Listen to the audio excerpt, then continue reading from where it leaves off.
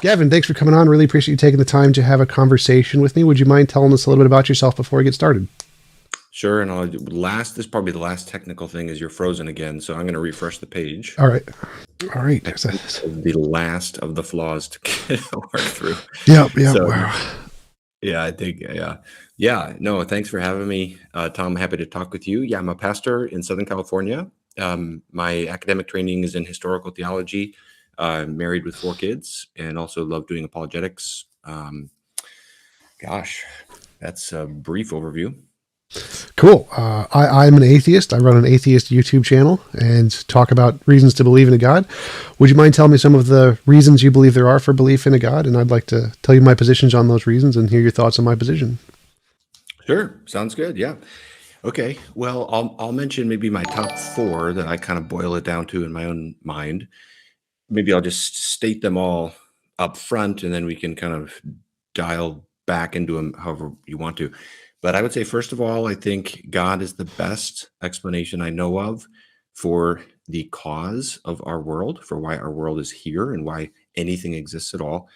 Secondly, for the nature of our world, in particular, the fine tuning of the physical constants that make life possible in our universe.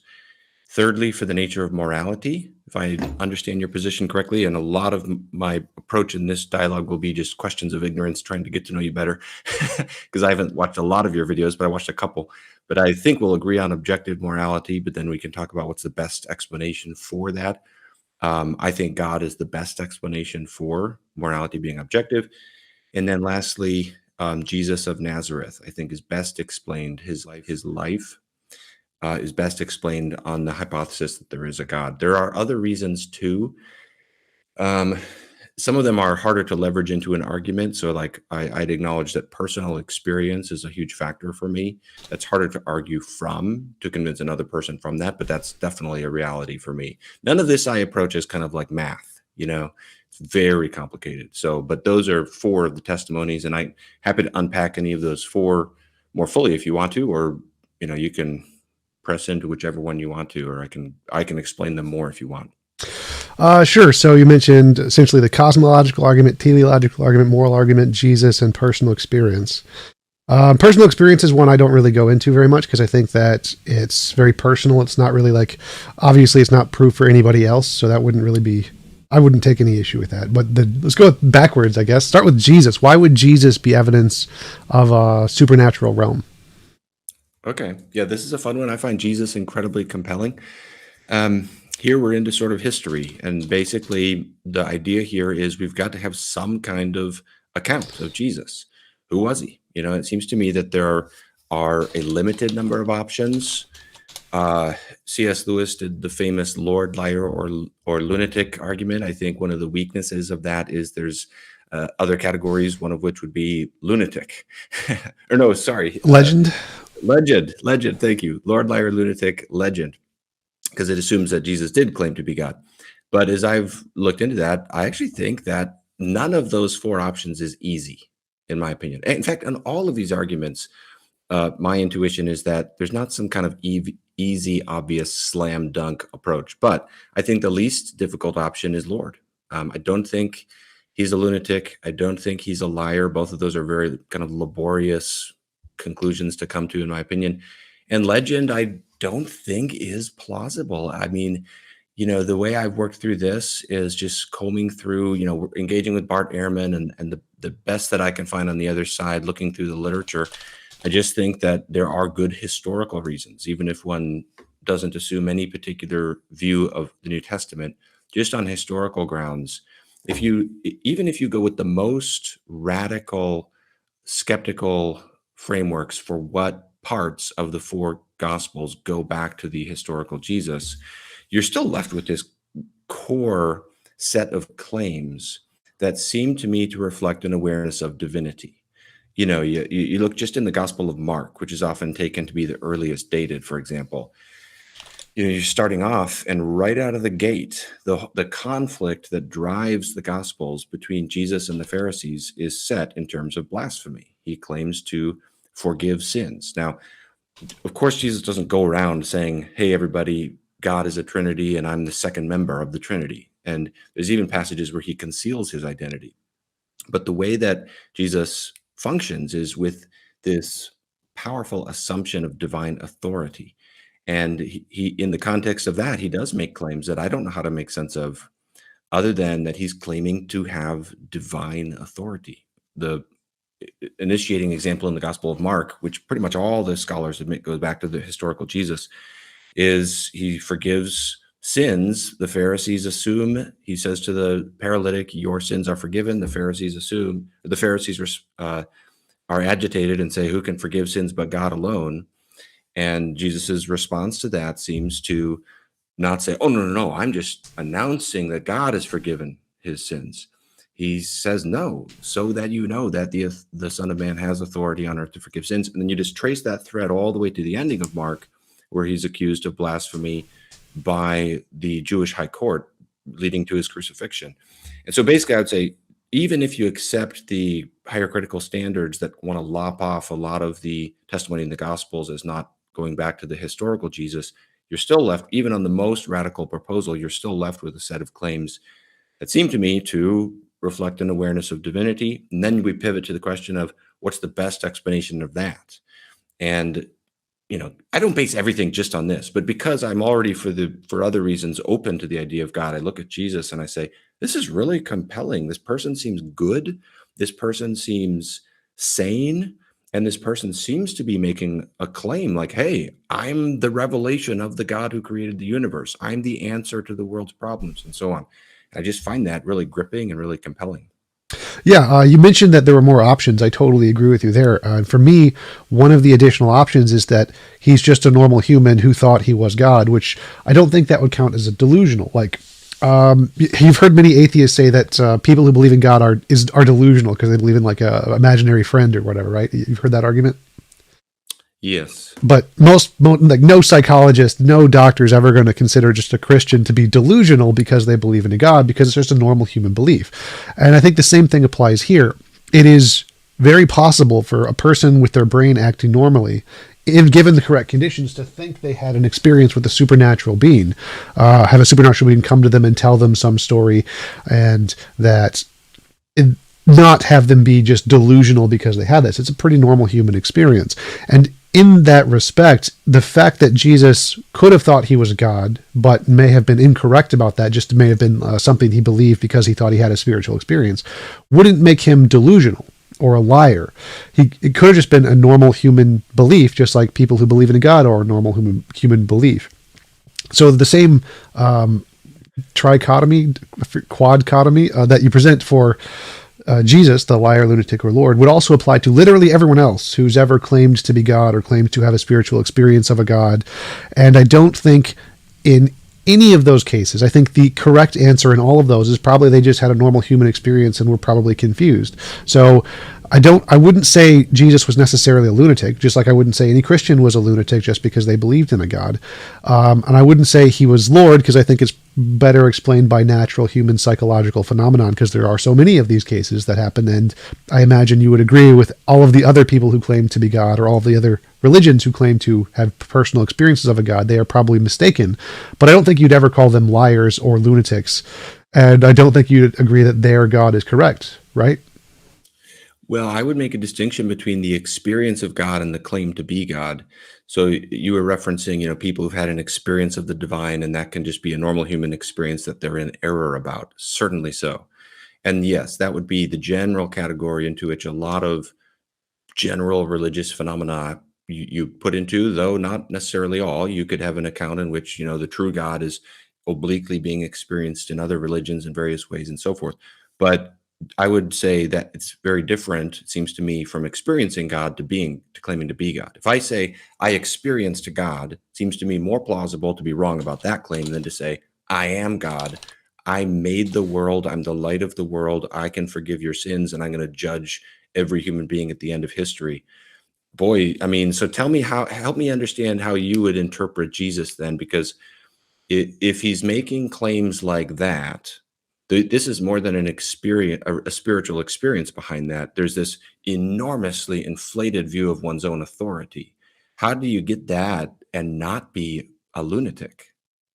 Well, again, I don't see any difference between the two because, or you've had a spiritual experience, your personal experience of God, right? And so, if you had a personal experience of God and He told you that you are His son, I mean, I don't see you believing that as any different from you believing the personal experience that you did have. So, if God Himself came to you and told you you are His son and that you have all this authority, then you proselytizing about that experience would be no different from you proselytizing about the experience you did have. So I don't see any difference between Jesus believing He was God and you believing God exists. I mean, you both claim to have access to this ultimate authority who's going to judge anything. The only difference is the relationship to that authority, which could presumably only be known from what that authority tells you. So to me, I don't see any fundamental difference between the two, especially because claims to or beliefs of being God are actually relatively common in humanity, both Donald Trump-esque kinds of just believing you're a God and people who believe they're sons of deities. Like we have at least 10,000 references of people who claim to be the son of God, Jesus' second coming, not even including the other religions, the people who are seen as religiously holy in other religions, Hinduism, reincarnations of gods, all kinds of things. So the fact that people believe that they were God or had some access to the divine is a relatively normal claim for human beings. And you would apply this exact same trichotomy to every single one of them. Are they liars? Well, no, I don't think they're lying. I think they believe what they're saying. Are they lunatics? No, they're not. They don't seem to be psychologically crazy. They are able to hold conversations. They have pretty good logical skills. Are they lords? Well, no, I don't think any of them are actually gods. The fourth option here that I usually accept is that they have normal human brains, which make lots of kind of anthropocentric fallacies, type 1, type 2 errors, where they have these experiences, which are most likely dreams or some other kind of psychological phenomenon, and they interpret those in a way that any rational human being would probably interpret those. And so I think Jesus would be in the same boat here. I don't think he's a liar. I don't think he's a lunatic. I don't think he's Lord, and I don't think he's a legend. I think he has a normal human brain, and human brains operate in very incorrect ways. We make lots of psychological mistakes. And so he probably justifiably may have thought he was actually God, because for the same reason that all the other people, the tens of millions of people who thought they were reincarnations of a deity, also thought they were justifiably a god, and they were rational human beings. And so I don't think that this trichotomy presented by C.S. Lewis is actually a good one, because there are lots of people who believe this, and none of them would qualify as any of those. They would not qualify as liars, they would not qualify as Lord, and they would not qualify as lunatics. They're all just normal human beings who have psychological flaws. And I think that that is a far more plausible explanation than any of them likely being actually connected to the supernatural being who created the universe. Okay, just two quick comments, and then we can keep going on this or go to a different argument. First, the difference, you referenced I can't remember what exact number you said, but you referenced a huge number with respect to people who claim to be God. C.S. Lewis addresses that. The difference is he's in a Jewish context, so it's a different definition of the word G-O-D. He's claiming to be the transcendent creator of the universe. That's very different from something happening in a Hindu context. Secondly, I just would stick to my guns. I think it's manifestly clear that claiming to experience God is not the same thing as claiming to be God. Just think of it as a different example. If you claim to experience a ghost, that's a fundamentally different claim to be evaluated differently than if you claim to be a ghost. And you would have take the two claims very differently. If you claim to experience some other entity, it's far more easy to be in error about your own experience of something. When you're claiming to be God, if you're claiming, I made the world, I will judge the world, what kind of spiritual experience would you see behind that could generate such beliefs that wouldn't rise to the level of lunacy? Well, there could be many. Like there's many examples of people who said they had past lives or were reincarnations of a god. So they had memories of them being a god, which I imagine would kind of be what Jesus would presumably have also experienced if he thought he was a god. He'd probably have memories of himself being a god or something. And so I don't see that as any different. And the scale of a god, you mentioned, say, being the one god in a Jewish context as opposed to Hinduism, which many gods, that makes absolutely no difference, because there are many Hindus who claim to be Brahman or the greatest god or a reincarnation of the greatest god. The particular god that you see really wouldn't make a difference. That would, from a psychological standpoint, it's essentially luck of the draw, whichever one you identify with most. So in a Jewish context, it makes more sense that they would identify as the greatest God because there only is one God. Whereas in Hinduism, they're going to be a bunch of people who identify with a bunch of different gods because there's a plethora of options there. But if there's only one God, then they'd all just identify with that one God. So the scope of the God here doesn't really make any difference at all. They're all, if presumably, if they were all psychological phenomenon, then it would make perfect sense that those would be the ones they would identify with. So there would be because from a psychological standpoint. So if we assume these are all just psychological manifestations of our anthropocentric fallacy, then yeah, there's no difference here. Psychologically, they're the exact same. Both the generation of a belief that you're the ultimate God and a belief that you're a minor God come from the exact same thing in the brain. There's no empirical difference psychologically between these two phenomenon. And so if it was purely psychological, then yeah, there'd be no difference between the two one way or the other. So I don't really see from an empiricist naturalist standpoint why the delineation between a super God and a minor God would make a difference here. Okay. Well, I would disagree. I would say the difference is very relevant to the point at hand because in Jewish thought, the distinction between that which is God and that which is not God is much thicker and more qualitative than in a Hindu perspective and in most other places in the world in religious thought. So that's very relevant to the claim at hand because in the one case, for example, you're claiming to be the infinite person that is distinct from the world. Well, that's a far greater claim than claiming to be a God in the sense of something that is within the world.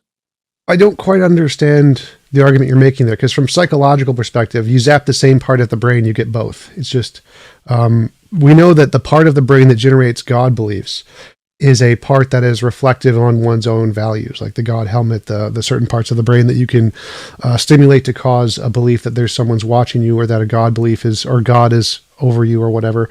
We know that in the brain, that's the same spot, regardless of whether you think it's a super God or a minor God. So if that part of your brain gets stimulated with an epilepsy or a different kind of a shock or whatever, then it could generate the belief that you're a God versus any kind, whatever kind of God you want to believe in, or a ghost or a spirit or any kind of anthropocentric fallacy.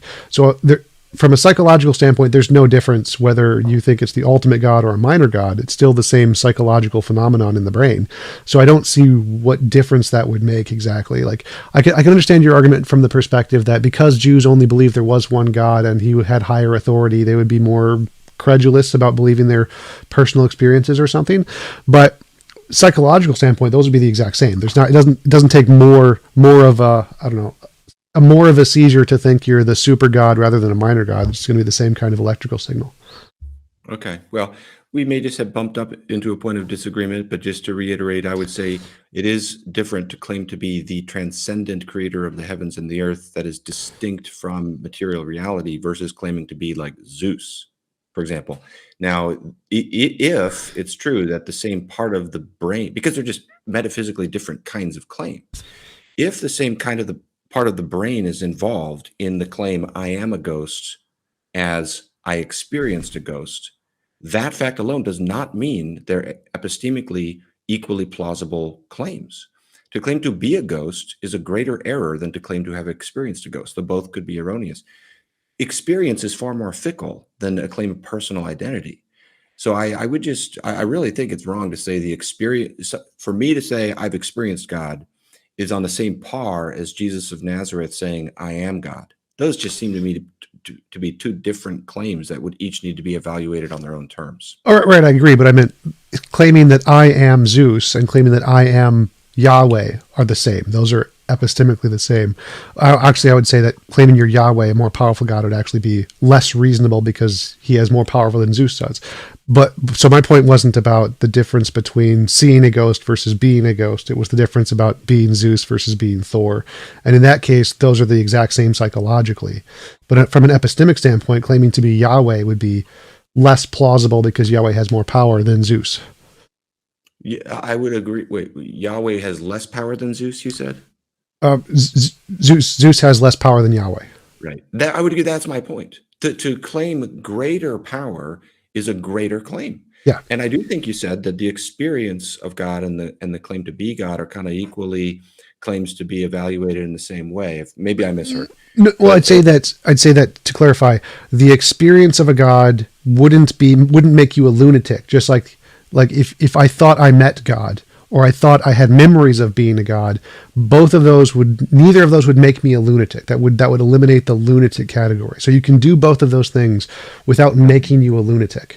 Could you acknowledge that one of them is closer? Is one of them is a greater error? If lunacy is here and error is here, claiming you experienced God is a little further from lunacy, whereas claiming I made the heavens and the earth, I will judge every human being, I'm the light of the world, I'm the bread of life, if you don't have me, you're going to die.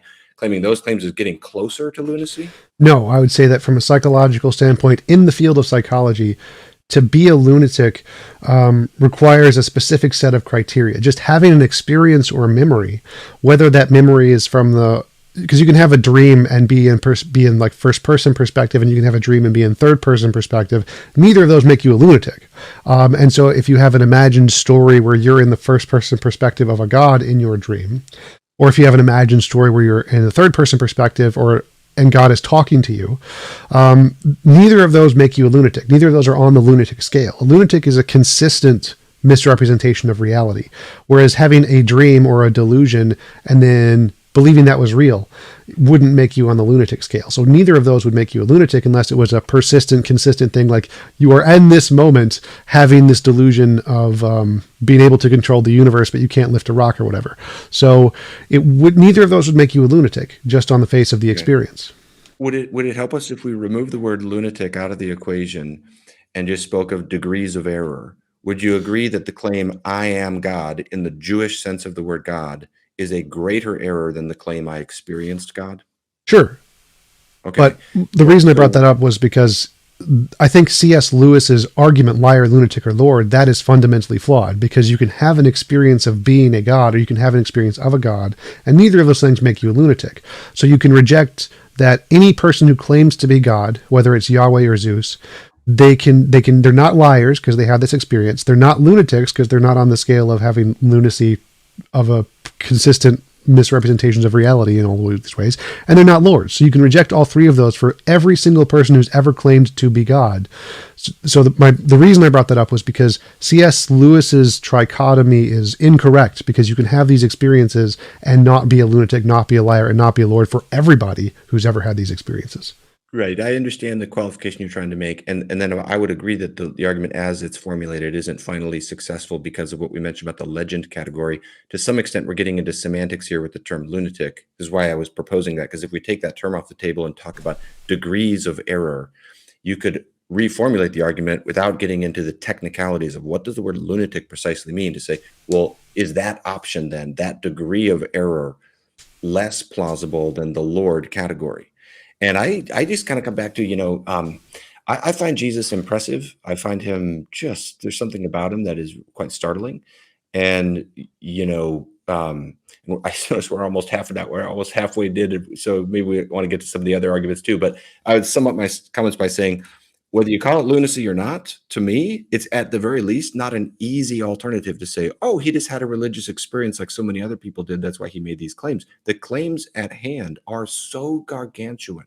I would say unrivaled. I would say no one made the precise claims that Jesus of Nazareth made.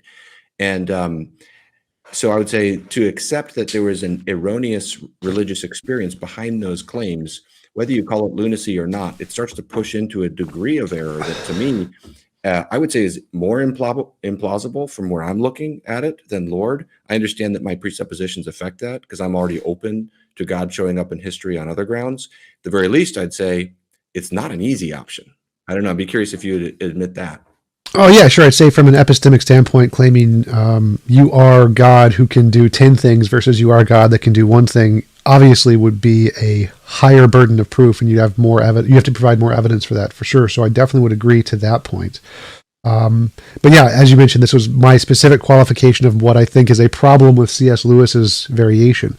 But yes, I would agree that claiming that you are an all-powerful being who created everything would be different than claiming you are Zeus who could control lightning or something. Yeah. Okay. All right. Well, this is good. We're making a little bit of progress here. I'd be curious if you don't mind me asking you, of the other three arguments, what do you make of those? Which do you think is the strongest, if any, or do you think they're all equally weak? Which do you think is the weakest? Which do you think is the strongest? I think the weakest would probably be the teleological argument. So the The fine-tuning argument is interesting because it says that of all the different ways the physical constants of the universe could be, there's only a very small combination that would produce life or anything like life. And so if we look at the universe in the way that it's kind of like finding a dice with a million sides and there's one red side and it's landed on the red side, you're like, well, that's strange. Why would we see this? The problem is that there's three ways to accomplish that. There's two ways: necessity or chance. And design is just a kind of necessity, so it's really not a third option. But it leads back to this problem of like, if it's true that there's infinitely many ways the universe could be, or just a large number, and only a small percent can create life, well, then if it was designed, let's just assume it was designed. What caused the designer to be the way it is such that it would create this universe as opposed to any of the other options on the dice? Like, who designed the designer? If, for example, there could be as many designers as there are possible universes. Maybe there's a designer who only wanted unicorns, or maybe there's a designer who only wanted black holes, or maybe there's a designer who only wanted hydrogen atoms. So for each of the possible variations of the universe, there's a designer who could have wanted that universe. So who designed the designer to make him create this particular kind of a universe? And so then the argument is self-defeating, because just as the vast amount of possibilities there are for the universe demands an explanation, the vast amount of possibilities for a designer also demands an explanation.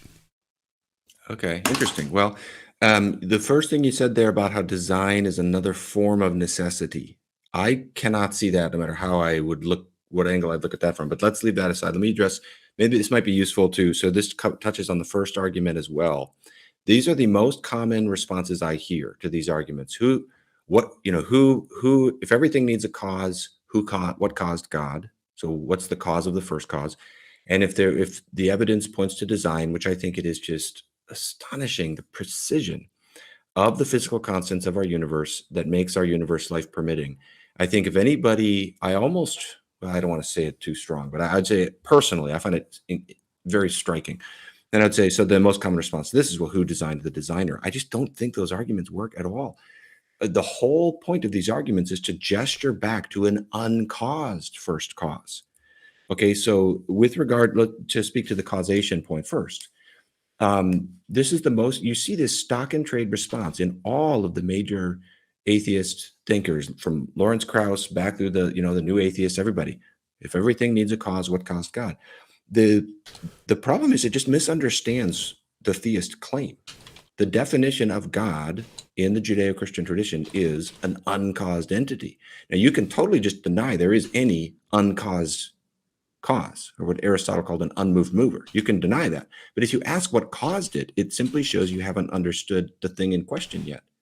By definition, it's an uncaused, ontologically distinct. The whole point is, as we look back through the thread of causation, we're noticing our world doesn't seem to be self-explanatory. So we're tracing back to say, what is the explanation, both for the fact of its existence and the nature of its existence, the fact that it's here and the fact that it seems so exquisitely well ordered.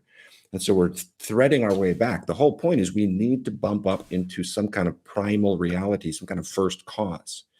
Otherwise, everything is just arbitrary.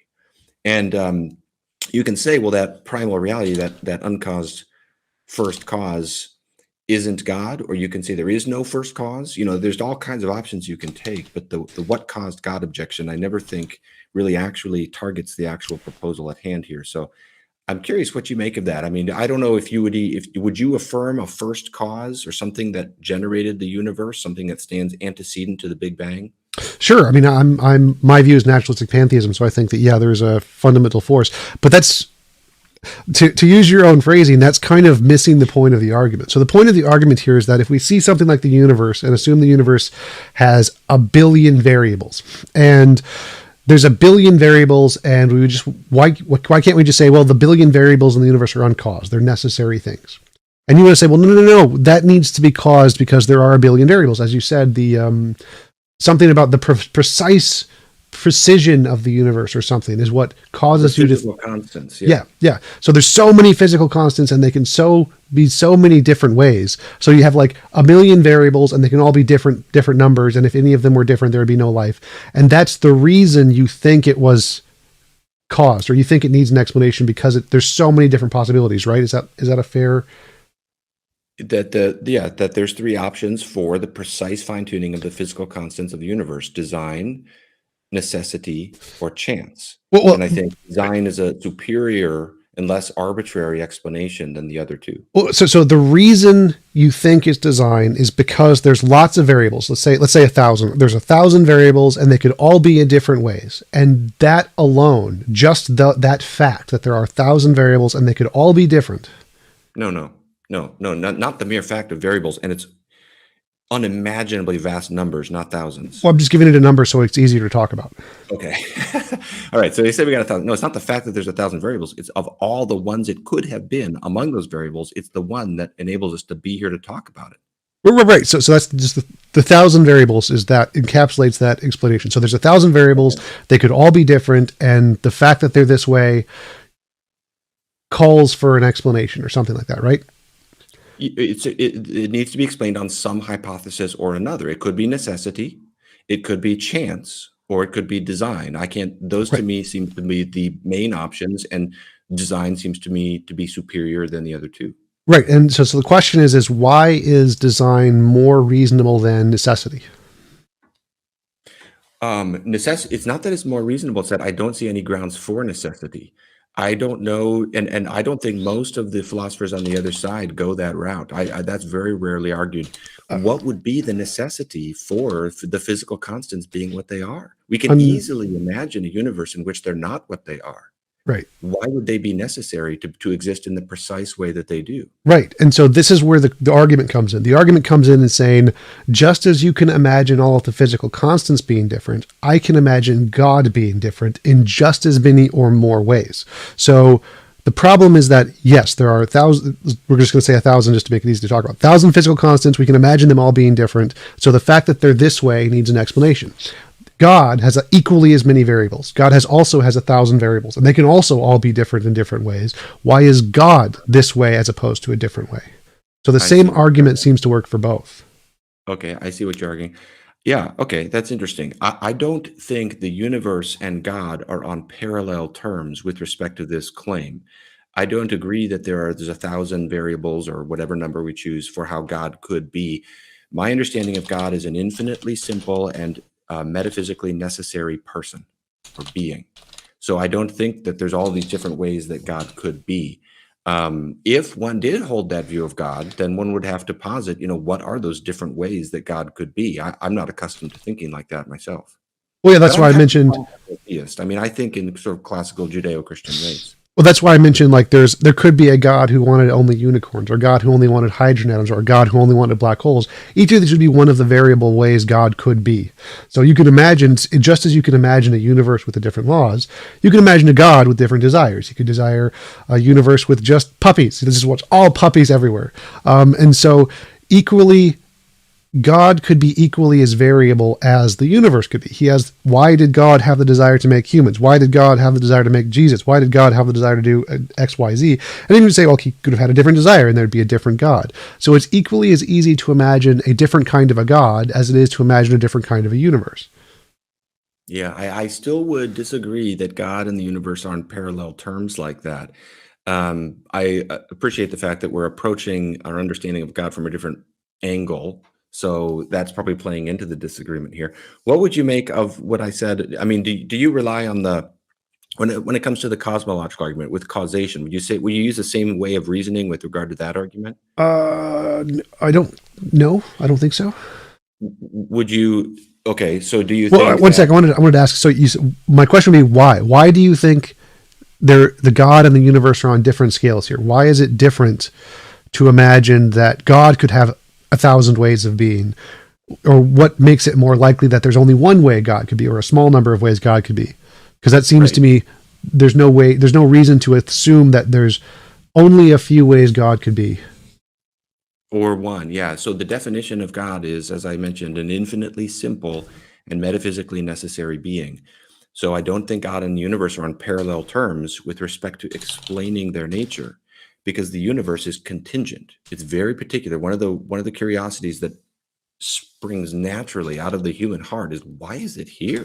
I'll never forget reading through Stephen Hawking's book, A Brief History of Time, and he gets to that famous climactic passage at the end. And I know he changed his views and his way of looking at this later in his life, where he says the question that we all wonder about when we're, the question that the ancient philosophers would say, all philosophy starts with this question of why does the universe go to the bother of existing? What are we all doing here? Now, the reason that question is generated for the universe is because it's contingent. It's not a necessary being. And the physical constants of the universe are not necessary. Something is necessary if it cannot fail to exist, if it exists in every possible world. Now, the classic Judeo-Christian conception of God is both simple and necessary. He cannot fail to exist. He cannot even be conceived not to exist. He exists in every possible world. So that's going to require a different set of explanations than contingent reality. Now, again, you can deny that there's a necessary being. You can say that doesn't exist. But that's what is understood by the word God in the Judeo-Christian tradition. Sure, but that seems to be begging the question. So why would it be more reasonable to say God's 1,000 variables are the necessary ones and the universe's 1,000 variables are not necessary? Why can't we just say, because it seems to me they're both equally candidates for the necessary being. Why would God being the necessary being be more likely than saying the universe is the necessary being? Because from my perspective, they both have 1,000 variables. All of the 1,000 variables can be very easily to imagine differently. Why would we think that the God being the necessary 1,000 is more plausible than saying the universe is the necessary 1,000? Right. Yes. Okay. This gets into what I was trying to explain a moment ago, and that is that the universe is a contingent thing. We can imagine it not being here. Well, that seems to be begging the question, because I can imagine God not being here too. So I don't see, how do you assess, how do you prove the universe is contingent, God is necessary, and not the other way around? Because it seems like all of the evidence you're presenting works equally as well to show God is contingent. I can imagine God not being here. I do. I'm an atheist. So how is that? What evidence do you have to show that God isn't contingent and that the universe is contingent? What is the difference between the two? Yeah, well, they're fundamentally different kinds of claims. I mean, of course, either can be denied. I'm not saying no one can actually say the sentence "God doesn't exist" and sincerely believe that. But the claim of what is purported by that word is a necessary being. Now, I don't know too many philosophers who claim that the universe is a necessary being. You do see that from time to time, but that's not the majority view. The majority view among skeptical philosophers is to go to the multiverse theory and then appeal to the anthropic principle, so that you've got either an infinite person behind the world or an infinite number of worlds, and we just happen to live in the right one. But I guess I would press you to say, what makes you think the universe is necessary? If you do think that, I think I heard that, but I might have misheard. Yeah, so the vast majority of theories in physics is that there is a fundamental force which is necessary. In string theory, there's a different kind of a force. But I'm just clumping all of that together, including the multiverse, into just the universe here. So all physicists think that there is a fundamental necessary natural thing of some kind. That's all, every one of the models says this. And so they all say that you don't need a God. Like the explanation in physics of the Big Bang is God isn't even on the table. They're all naturalistic forces of some kind that are necessary forces. And usually, you're right, they refer to those as different things: string theory, the multiverse, any kind of de Broglie, quantum wave, whatever. But they don't. But all of those are just natural universe stuff. So we can say in physics, the consensus in physics, everybody in physics, like 90-something%, given the last poll, think that the fundamental necessary thing is a force of nature, a natural force of nature that has nothing to do with God. And so it seems to me all of those are better theories of the necessary thing than God. Okay. What is this poll you're referencing that you said 90% of physicists believe that the fundamental necessary? Because it's good that we, if I'm summarizing accurately here, we agree that there's a need for something necessary, a primal necessity, in distinct from contingent reality. I grant that. Right. I like the necessary thing. It's not required. There are infinite regression models too, but just for the sake of the argument, we can grant that there's a necessary thing. The poll is the fundamental attitudes towards physics. It's a poll in a big physics journal. I have it saved if you want, I can send it to you. Well, because initially you said all. Yes, I would like to see it. Initially you said all, because I would disagree. I don't think 90% of physicists agree that there's some physical or something necessary that's I can't remember how you worded it. Right. So I'm combining the different language from physics and theology. Like they don't use the term necessary because it's not a thing. It's like saying a fluffalophagus. A fluffalophagus is just a made up term in a certain ideology. So necessary in the context of physics, the term necessary is just a made up term by theologians. It's not a real thing in philosophy or physics. But they do think there is a thing which can't be changed, which is a fundamental thing in physics, which underlines everything else, which would fit your definition of necessary more or less. So they think that yes, there is a natural thing. It is a field in physics, and that there is nothing. It was uncreated. There's nothing before that. It is the ultimate thing. So it would be necessary from the theological perspective. The paper is called "A Fundamental Attitude Towards Physics." It is in I forget what the paper is, but yeah, I can definitely send it to you. Yeah, because when I engage in the literature on this, I wouldn't put the figure at that. But I think what plagues the discussion is the theologians and philosophers use the word necessary in one sense, and scientists often use it in a different sense, just like we use other terms like nothing. We use the term nothing differently, and that plagues these discussions somewhat. But I would ask, I mean, so okay, so on your view, is there what is it, like a quantum field or something like that? What would you say is that necessary reality that starts the chain of causation? Yes, something like quantum field. I posted a link in the chat thingy. It's called scroll up to the top. Studies in History and Philosophy of Modern Physics, a snapshot of foundational attitudes towards quantum mechanics. Yeah. Yeah, I'll check it out. My suspicion is that part of what plagues the statistics on a thing like that is, again, equivocation. Now, I'm not blaming the scientists just now. I'm just saying there's different definitions of the words that are at play in the discussion, and that causes a problem. I mean, so let me summarize. You tell me if you think this is a correct summary. Both you and I would agree that the chain of causation goes back to something necessary. Sure. For you, it's a quantum field or something like that? Yes, and that is the consensus in physics. You can just Google the William Lane Craig Sean Carroll debate. He explicitly says this: God is not a category of a potential explanation anywhere in physics or quantum mechanics. It's not accepted. They do accept that there is something fundamental, and it's a quantum field. Well, again, I would disagree with the idea that they do that. I think it's a disputed question, and many cosmologists and physicists would acknowledge that it's not within the field. It's not within the purview of that field to actually pronounce upon God. Because my proposal would say, let there be a zillion quantum fields. Those are not necessary. And it's a historically eccentric way of thinking to slap on the adjective necessary to a quantum field, because it is a contingent reality. So I would say, to summarize, I would say we both believe in a chain of causation going back to something that's necessary. The reason I think that whether that goes to a quantum field as well behind the universe or not, ultimately that it terminates in God, and that's a better proposal, in my opinion, is because I think it's better to have a personal first cause, and it's better to have a simple first cause. And God is infinitely simple. I think Occam's razor favors that. And I think a personal first cause just makes more sense. You know, I don't know if you'd accept the distinction between event causation and agent causation, but I think to bring about a new state of affairs, such as we see with space-time coming into being at the Big Bang, and I know that there will be different views on how to word that exactly, seems to me to make far more sense to be a personal act, a volitional act. And it's far more intuitive to me, existentially as well as intellectually, to think that the personal doesn't derive from the impersonal, and the universe contains persons like you and me. So we both agree that the chain of causation goes back to something necessary. My view could accommodate any number of quantum fields, but I just wouldn't see them as the actual first. I would say they go back. You have to get back further than that. And I think part of what I would be curious to understand your perspective better would just be, why would a quantum field be necessary? Is that really a better candidate than God? I think a personal and simple candidate makes the best candidate for the first cause. Yeah, absolutely. So the three things you brought up was, one, it's simple. To me, a God who is creator of the universe is more complex than everything it could potentially create. So that would go against a God hypothesis. Personal beings are not simple. Nothing about them is simple. How do you mean the word complex there? A variation of its possible states.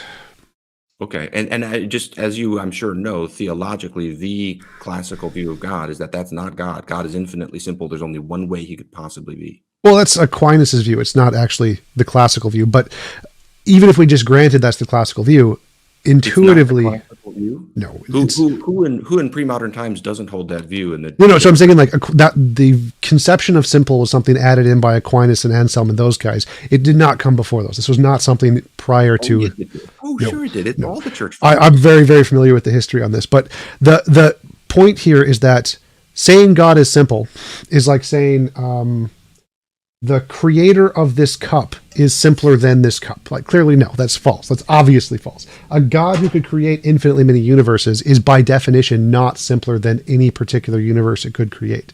So philosophically, philosophically, the idea of a creator God who can create infinitely many things with infinitely many power can by definition not be simpler than any of the things it particularly creates. So if something has infinite power, it must necessarily be as complex as the potential uses of the power.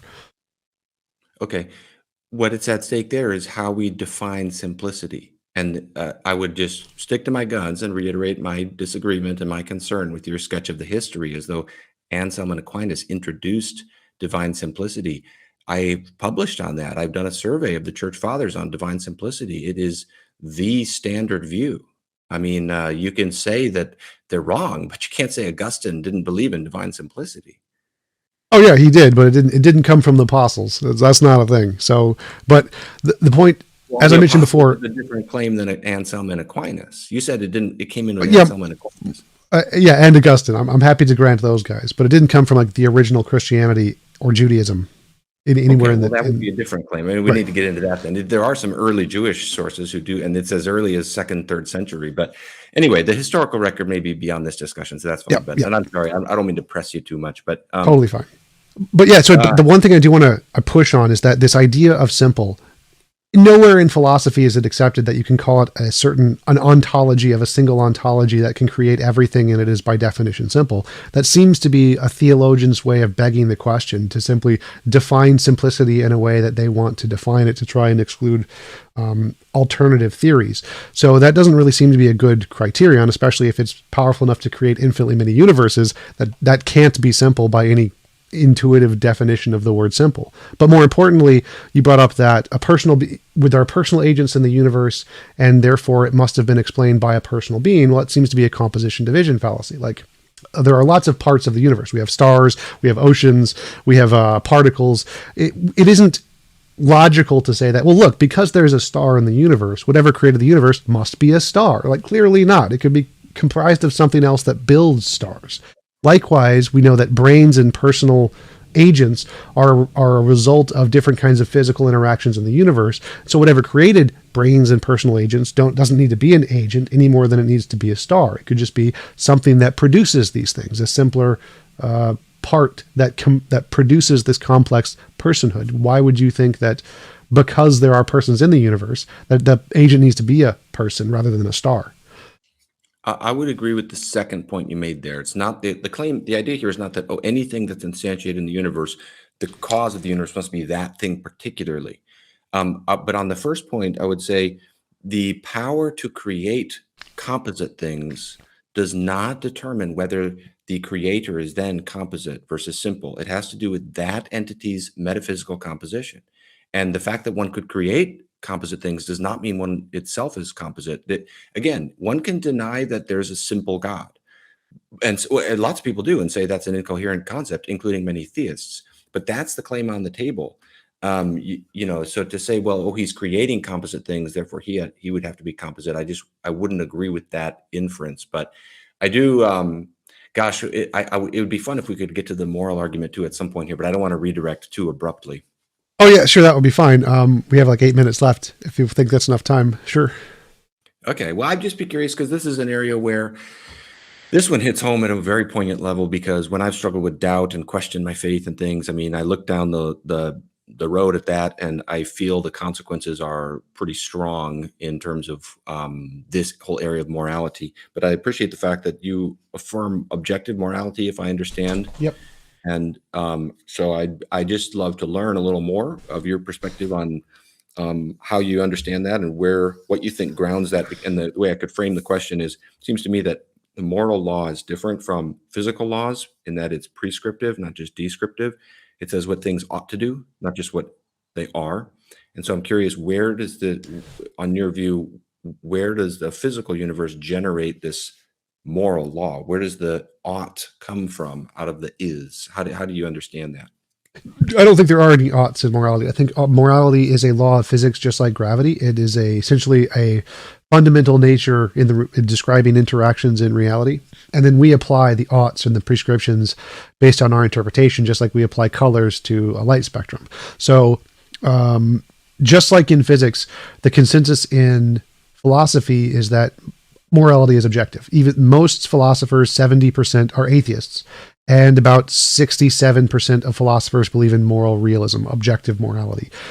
15% are theists. Very, very small numbers. It's not something that's taken seriously, but the vast majority think, yeah, there's objective morality, even though they're all atheists. And there's lots of different theories of what that might be, but God isn't really one of the big ones, because it doesn't solve any of the problems or do anything in the field. Like, the reason why I'm a moral naturalist is the version of morality I subscribe to. Moral naturalism. Say that again. Yeah, moral naturalism is the view of morality I subscribe to. You can find there's a page on the Stanford Encyclopedia of Philosophy about moral naturalism if you want to read more about it. The reason this is a better explanation than a God is because in the field of philosophy and ethics, there are very specific questions that you have to answer if you want to have a model of morality. Kind of like in physics, you have to answer what is the energy density of the microwave background radiation, what is the how much energy is in the vacuum space. Like, there are specific physical questions, and if you can't answer those questions, it's not a serious model in physics. The same thing applies to morality. You have to be able to answer. It has to correspond to our moral intuitions. It has to explain moral progress. It has to answer the moral dilemmas and the philosophical paradoxes. So it has to do those four things to even count as a serious model of objective morality. And the God hypothesis doesn't do that. But there are lots of models that do that. They're specifically designed in order to try and answer these questions. And that's why the naturalistic models are better here. I think it's just an undiscovered law of physics. I don't think you need oughts. There are many models that don't have that. Oughts are an emergent property of how humans interpret the law and aren't like fundamental there. So I think that one of the best ways to explain it is that morality, it can't be changed. Like, we can't just change it in any way we want, right? We can't just I'm going to change this. It's something that imposes on all of us that is not subjective. It's not contingent on opinions or things. And all commands, all laws that we know about that are human laws are all subjective. They can be changed. We can do whatever we want with them. And so the evidence is that if morality is unchanging, the only other things that are unchanging are laws of physics. So it makes more sense that it's going to be more like a law of physics than a command, because commands are all subjective necessarily, whereas laws of physics are unchanging. And that's what we see in objective morality, that it's unchanging. It's a thing that's always there. And so it makes more sense to say morality is like a law of physics than a command or a subjective thing, because those are changing. Okay. So I'm not fully tracking on what you said. Something about how you don't affirm oughts Yeah. in morality. So as I look at things, the laws of physics describe what is. The laws of morality describe what we ought to do. Maybe you'd use different terminology there. Help me track with what do you think morality is, if not what we ought to do? Yeah, I think morality is a description of essentially what the best of all possible worlds would look like. It is the pinnacle of perfection, more or less. There's no shoulds. The shoulds are something we apply to try and move towards that, but there isn't like a should anywhere in morality. It's just a description of the best of all possible worlds, more or less. So ought we to pursue the best of all possible worlds? From our subjective perspective, yes, but that isn't contingent on the objective truth of the matter. So it's like morality is this moral? Yes. The oughts doesn't make a difference. You don't need an ought there. Whether you add an ought anywhere in that statement is irrelevant. This is moral and this is immoral, independent of whether or not we ought to do or not do anything. Interesting. All right. Well, I probably need to chew on that a little more and try to wrap my brain around that. That's an interesting way to think. So would you say that the objective laws of morality are connected to anything physical? Yes, I think it's a physical law, just like gravity. There is a field. There is an actual moral field in the universe, like gravity, like a space-time field. Okay. Where, if anywhere, do you think it comes from? What is its ground? I think it's a part of the necessary fundamental laws of nature. So I think it is a part of the necessary thing. Interesting. Okay. Well, it sounds as though we both curiously have points where we would agree on some kind of fundamental necessity, because if I understand correctly, you would agree that there's a fundamental necessity that operates with respect to the causation of the universe and the morality of the universe. Sure. So that's interesting. And I would, as I look at things, God is that, and to describe God as personal and as metaphysically simple actually is a superior way to think than some kind of impersonal necessity. Because anything short of that, which is a necessary and simple being, would itself need explanations to be working back in the chain of causation. But anyway, I'm just trying to summarize kind of where we agree and where we disagree, at least as I'm listening to you. Yeah, sure. I would totally agree with everything you said there. I would just think the difference is that, in my view, the explanation of what reality is should be based off things that we can differentiate imagination from reality. So we need to be able to show that this category or idea that we've presented isn't just an imaginary thing that we've made up, and it is correspondent to reality. Whereas things like the definition of simple seem to be just something we've made up. That doesn't exist in physics. There's nothing that can correspond in that ontologically simple kind of a definition. There's no physical laws that instantiate that simplicity. And the personhood seems to be completely based on brains. We have no examples of any kind of consciousness outside of brains. And there's nothing in physics that would demand that some consciousness would actually exist. All of it is explained by purely physical forces. Again, that's the consensus in all of physics and philosophy, that the vast majority are naturalists and materialists. So it seems like the better explanation here of what caused the universe, what caused morality, is one that is a combination of things that can be demonstrated to not be imaginary. And when you add in imaginary properties that have no evidence in the field, physics, philosophy, whichever field you want to go with, then that is a bad hypothesis. Like if I added unicorns, like we just add unicorns to the field of physics, it's a bad theory. So if you add anything that doesn't have any kind of referent to show it's not imaginary, then it's a bad theory, which is why I think a better explanation of the necessary thing in morality is a combination of principles, particles, and laws that we can demonstrate are not just imaginary things. Yeah, and I don't agree with the way you're summarizing the argument and the way it makes the inference to God, because, well, we've already been through that. One quick thing is we're nearing the end of time. Did you say, did I hear you rightly, you said that the vast majority of philosophers are naturalists? Yes. I would not Or agree not, with that. they're atheists, not naturalists. I would not agree with that either. I mean, it depends on how vast. 70%. Oh, well, 70%, to you, 70% is vast majority? I'd say that's just a slight majority or moderate majority. In the context of philosophy, where like most disagreements in philosophy are usually split evenly, like 30-30-30, 50-50, 20-20, 20-20. In one of the things they agree on most, more than anything else, like top 5 things they agree on most, is atheism. Like that's like up there on a really high agreement thingy. And I'm using the Phil Surveys paper 2020 as the evidence for that one. I also have that paper saved if you want to look at it. Yeah, I'll take a look, because the figures I've seen are even different than the 70% figure, but I don't have off the top of my head a certain knowledge of that exact number. But still, I mean, one of the things that's interesting throughout the late 20th century is there is a resurgence of theism in academic philosophy. But anyway, I know we're near the end of time here. I really enjoyed this and would love to talk again sometime. Next time, I'll try to ask you more questions about your perspective, your arguments for your point of view. Yeah, absolutely. I posted the link to the Phil Surveys in the chat if you want to check that out. Thanks again for coming on. Really appreciate you taking the time to have a conversation. Really enjoyed chatting with you. And I definitely love to talk again, especially more about the Jesus thing that we didn't get to go into as much. Okay. Yeah. Hey, sounds great. Thanks a lot, Tom. Thanks. Talk to you later. Bye. Okay. Bye-bye. You can just close out of the screen if you want. That's fine. Okay. All right. See you later. See ya.